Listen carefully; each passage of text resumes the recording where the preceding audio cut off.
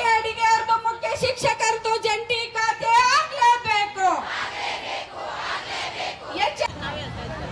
ನಮ್ದು ಹಿರಿಯೂರು ತಾಲೂಕು ಚಿತ್ರದುರ್ಗ ಜಿಲ್ಲೆ, ಅಲ್ಲಿಂದ ಬಂದಿದ್ವಿ. 2 ದಿನದಿಂದ ಹೋರಾಟ ಸತತವಾಗಿ ಮಾಡ್ತಾ ಇದೀವಿ. ಯಾರು ಶಿಕ್ಷಣ ಮಂತ್ರಿ ಮಧು ಬಂಗಾರಪ್ಪರು ಇಲ್ಲೇ ಬೆಂಗಳೂರಲ್ಲಿದ್ರು ಹೆಣ್ಣು ಮಕ್ಕಳು ಕಷ್ಟ, ಅವ್ರ ಹೆಣ್ಣು ಮಕ್ಕಳು ಮನೆಯಲ್ಲಿ ಅವರು ಹೆಂಡತಿಯರು ಅವ್ರ ಹೆಣ್ಣು ಮಕ್ಕಳಲ್ವಾ.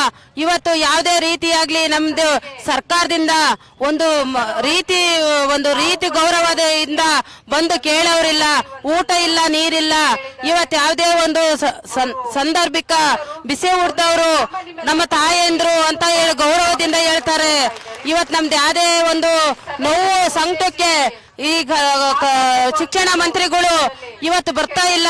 ಸಿದ್ದರಾಮಯ್ಯ ಅವರೇ ಅವತ್ತು ಓಟ್ ಹಾಕ್ದಾಗ ಎಷ್ಟು ಮಟ್ಟಿಗೆ ಹೇಳಿದ್ರಿ, 6,000 ರೂಪಾಯಿ ನಿಗದಿ ಮಾಡ್ತೀವಿ, ನಿಮಗೆ ಇಡಿಗಂಟು ಕೊಡ್ತೀವಿ ಅಂತ ಹೇಳಿ ಇವತ್ತು ನಮ್ಮ ಹೆಣ್ಣು ಮಕ್ಕಳಿಗೆ ಇವತ್ತು ಬೀದೆ ಕುಂಡ್ರಿಸೋದಿರಲ್ಲ. ನಿನ್ನೆ ರಾತ್ರಿ ಎಲ್ಲ ಮಳೆಗೆ ನೆಂದಿದ್ವಿ, ಇವತ್ತು ಊಟ ಇಲ್ಲ.